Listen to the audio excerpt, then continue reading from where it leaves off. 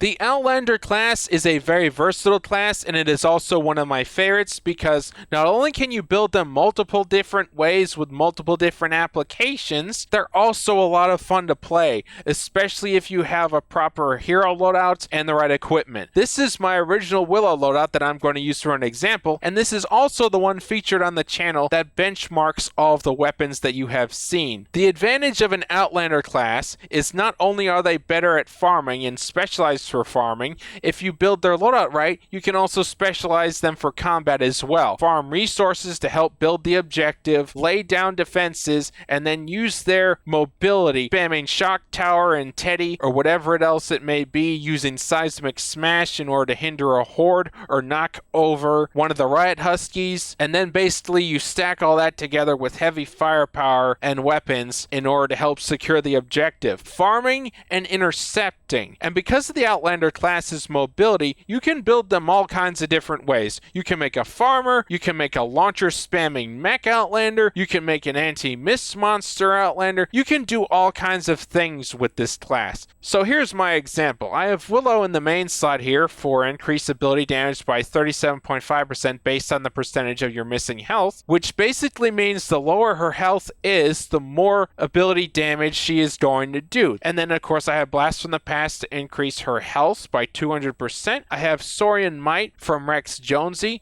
Every 1 second adds 3% of current health to damage of next range weapon hit. Prehistoric Izza here for while shield is depleted, increase armor by 33. So she's got a bit of armor too. And then I have From the Depths for Mermonster can increases melee damage by 44% based on the percentage of your missing health. You notice how the based on the percentage of your missing health is all stacking together? So how you build your Outlander should flow with your style of play. In this case, I wanted an interceptor. That's why I'm covering this in an example. And I wanted her to do a lot of damage to mist monsters. That's why she's set up this way. I also have Swamp Knight. Increases damage versus mist monsters by up to 42% based on the percentage of your missing health. Are you seeing how this is all stacking together? And these two perks in particular, combined with Saurian Might, combine to maximize damage with black metal weapons, as well as other weapons like the Spy set, which were specifically designed to be anti-mist monster. And now I have Survivalist Jonesy for eliminations, heal you for 39 base health over 3 seconds. Duration refreshes with additional eliminations, Adrenaline Rush and stationary hover turrets. And over here, this is Armored Willow. Willow in the main slot, as you know, Blast from the Past. And then I have Saurian Hide from Prehistoric Izza for 33 armor. I have Saurian Vigor, heal 2.125% of your max health every 5 seconds. See, she's got some passive health regen and some added armor right there. From Izza and also from Bomb Suit Kyle, increases armor by 22. So her base armor is now a total of 55 with 2 times health regen because of Saurian Vigor and Survivalist from Survivalist Jonesy. Elimination seal for 39 base health over 3 seconds. I also have Unearthly Treat, increases damage versus mist monsters by up to 42% based on the percentage of your missing health. Adrenaline Rush, stationary hover turrets. And over here I have my Red Willow loadout, and she is a launcher spamming mech of doom. I saved someone's Twine 10 with this. Unfortunately, this loadout is not very well known. I have Red Willow in the main slot for a holiday surprise at the end of phase shift, trigger an explosion, dealing 20 base energy damage in a 0.75 tile radius. So I have Saurian Instinct, abilities heal for 7.2% of max health when used. I have Saurian Hide from Prehistoric Izza, while shield is depleted, increases armor by 33.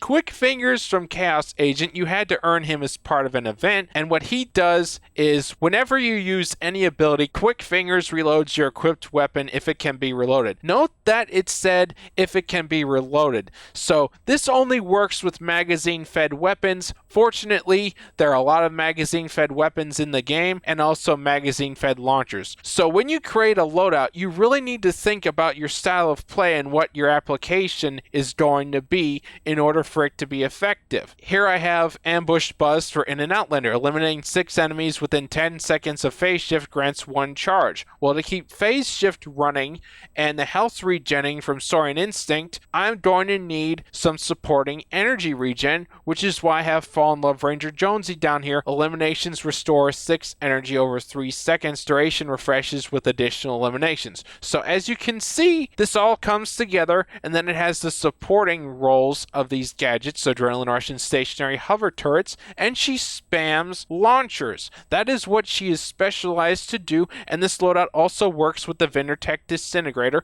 and other magazine-fed weapons. Lastly, we have an example of a farming Outlander, and yes, this is Archaeologist. When you have her as a commander for Strike Cost Plus, increases anti-material charge, heavy attack efficiency by 128%. That reduction is huge, and it does quite well to speed up farming. You combine that with Blast from the Past with a 200% health bonus, along with Saurian Vigor for a heal 2.125% of your max health for every 5 seconds. You see, I wanted to create a durable farmer, and that's exactly what I did with her. Here's Fossil Southie. While shield is depleted, it regenerates 4 energy per second. And the reason for this added energy regen is not only will this work with the Rage Venture season, it's also a very effective farmer to use in the main game. And down below I have Survivalist Jonesy for some more health regen. Eliminations heal you for 39 base health over 3 seconds. I have Fuel for the Fallen. Eliminations restore 6 energy over 3 seconds. Duration refreshes with additional eliminations. And you'll notice that she also has Teddy, Seismic Smash,